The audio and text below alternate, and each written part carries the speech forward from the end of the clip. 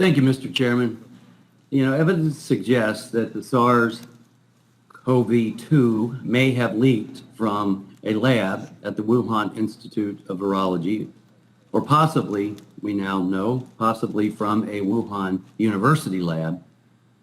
And we must not let up in our efforts to uncover the truth. So much damage has been done, it's immeasurable. However, regardless of whether the lab leak theory is true, one thing that this pandemic has exposed is that U.S. taxpayer dollars have been funneled to the very lab in China that conducts the kind of dangerous and sensitive gain-of-function research that may have directly led to this outbreak.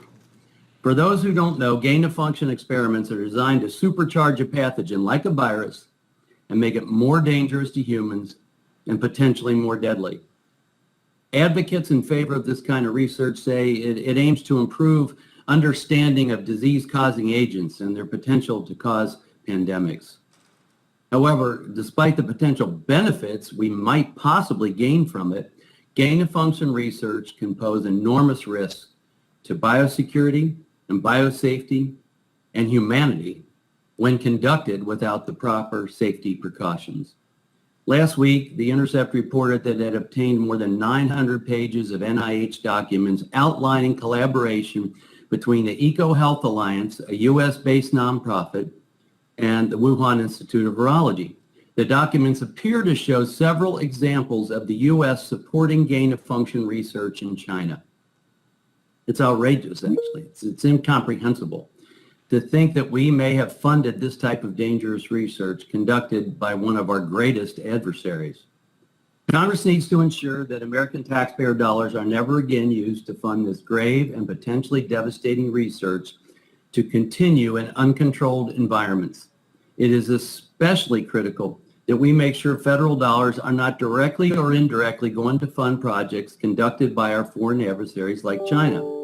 In June, I introduced legislation to address this very practice, and I'm pleased there seems to be broad bipartisan support on the issue.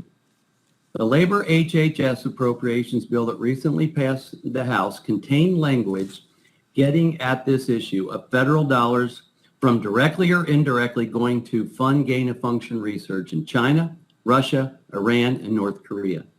Every Democrat in the House voted for this bill.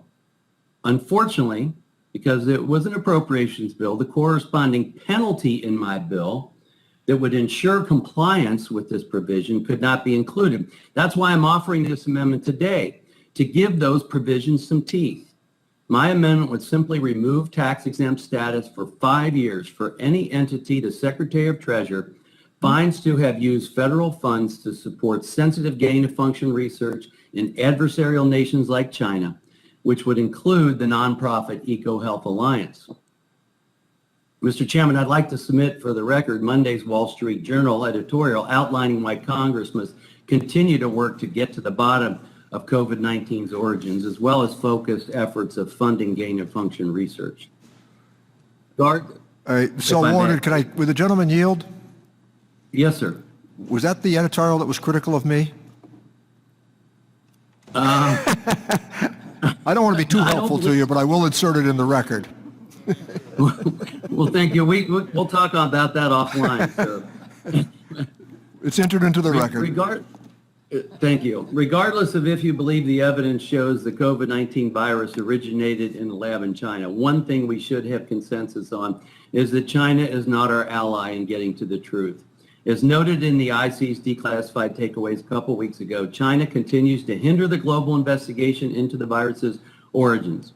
And none of us should be naive enough to believe that geopolitical adversaries like China will ever be transparent with the United States regarding sensitive and potentially dangerous research of any kind. As the United States responded to this global pandemic, we enacted unprecedented legislation to help our country recover and eventually get back on our feet. But as we seek to turn this page on this crisis, we must take steps to ensure it doesn't happen again. So I do urge adoption of my amendment. It does have bipartisan support, and I yield back.